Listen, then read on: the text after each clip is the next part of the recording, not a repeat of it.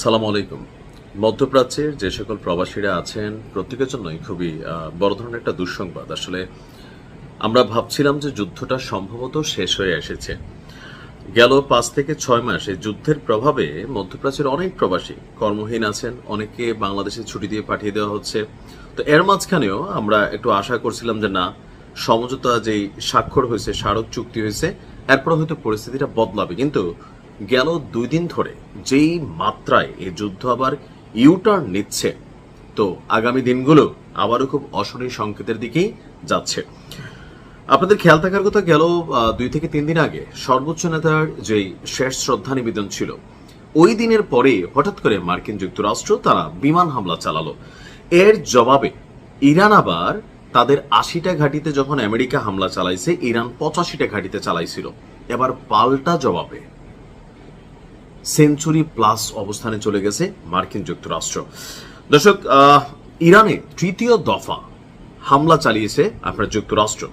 সর্বশেষ অভিযানে শুধুমাত্র রাজধানীতে দেখেন, ইরান বিশাল একটা রাষ্ট্র, বাংলাদেশের তুলনায় অনেক অনেক গুণ বড়, কিন্তু এর যে ডেভেলপমেন্ট এরিয়াগুলো হাতে গোনা কয়েকটা জায়গা খুবই ডেভেলপমেন্ট, মাঝখানে তেহরান হচ্ছে একটা দুর্গ।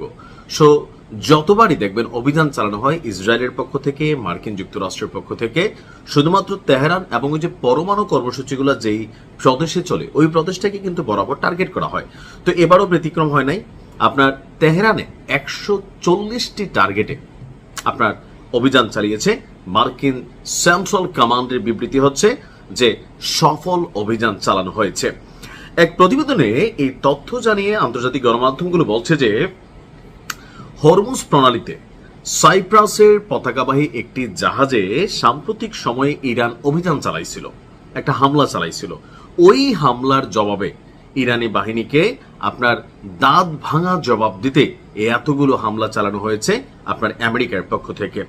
মার্কিন যুক্তরাষ্ট্রের দাবি যে এর মধ্যে ছিল ইরানের ক্ষেপণাস্ত্র এবং ড্রোন ঘাঁটি, এর পাশাপাশি নৌ সক্ষমতা, এর পাশাপাশি গোলা বারুদের যে মজুতকৃত গুদামগুলো আছে সেইখানে যোগাযোগ নেটওয়ার্ক এবং উপকূলীয় নজরদারি কেন্দ্র, অর্থাৎ যেখান থেকে হরমুজ প্রণালীকে তারা কন্ট্রোলিং করে, মানে টোটাল বেছে বেছে একদম যে গুরুত্বপূর্ণ কি পয়েন্টগুলা বা কেপিআই আছে সেই জায়গাগুলোতেই মার্কিন যুক্তরাষ্ট্র অভিযান চালিয়েছে।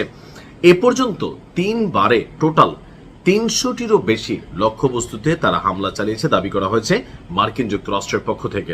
তো কেন ভাই স্বাক্ষরিত মানে সমঝোতা স্বাক্ষর হওয়ার পরে তাদের বক্তব্য হরমুজ প্রণালী, অর্থাৎ ডোনাল্ড ট্রাম্প হরমুজ প্রণালী যেসব কথা বলছিলেন বাস্তবতা কিন্তু টোটালি ডিফারেন্ট।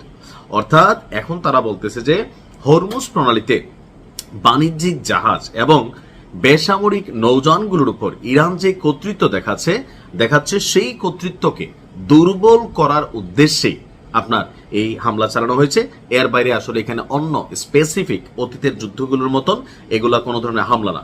তারা বলছে যে আপনার এখন আসলে কি ফ্যাক্ট এটা না, হরমুজ প্রণালীকে কন্ট্রোলে নিতে না পারার কারণেই মার্কিন যুক্তরাষ্ট্রকে কিন্তু ঝুঁকতে হয়েছে ইরানের সামনে, এটা সারা পৃথিবী জানে।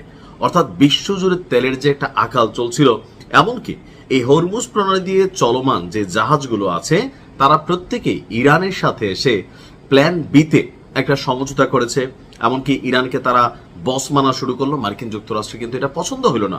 ট্রাম্প কিন্তু প্রথমে প্রস্তাবটা যেটা ছিল এই সমঝোতা স্বাক্ষরের মধ্যে যে হরমুজ প্রণালী ইরান এবং আমেরিকা যৌথভাবে কন্ট্রোল করবে, কিন্তু ইরান রাজি হয় নাই।